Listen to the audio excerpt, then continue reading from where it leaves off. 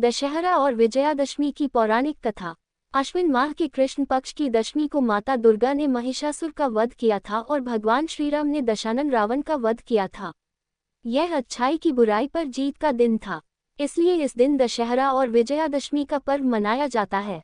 यानी इस दिन में आयुध पूजा के साथ माता दुर्गा और श्रीराम की पूजा होती है और रात को रावण दहन करके विजयोत्सव मनाया जाता है।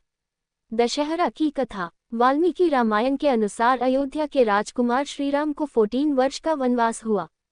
उनके साथ उनका भाई लक्ष्मण और पत्नी सीता भी वन में रहते थे। एक दिन माता सीता का अपहरण करके रावण अपने देश लंका ले गया था।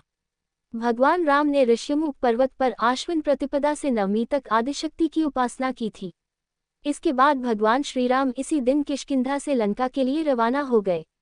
प्रभु श्रीराम ने हनुमान, सुग्रीव, जामवंत, अंगद और विभीषण की मदद से लंका पर हमला कर दिया। राम और रावण के बीच भयानक युद्ध हुआ।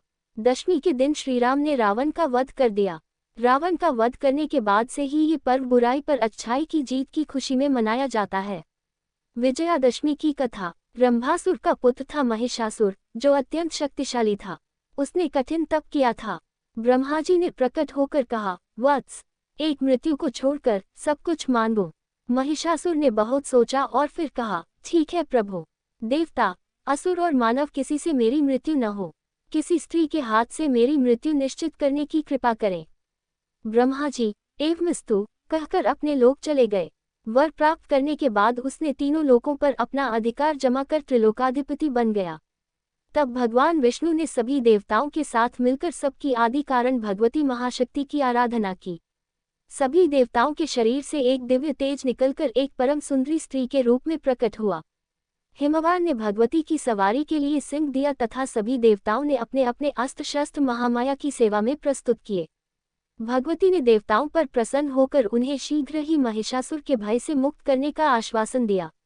भगवती दुर्गा हिमालय पर पहुंची और अट्टहासपूर्वक घोर गर्जना की। महिषासुर के असुरों के साथ उनका भयंकर युद्ध छिड़ गया। एक एक करके महिषासुर के सभी सेनानी मारे गए।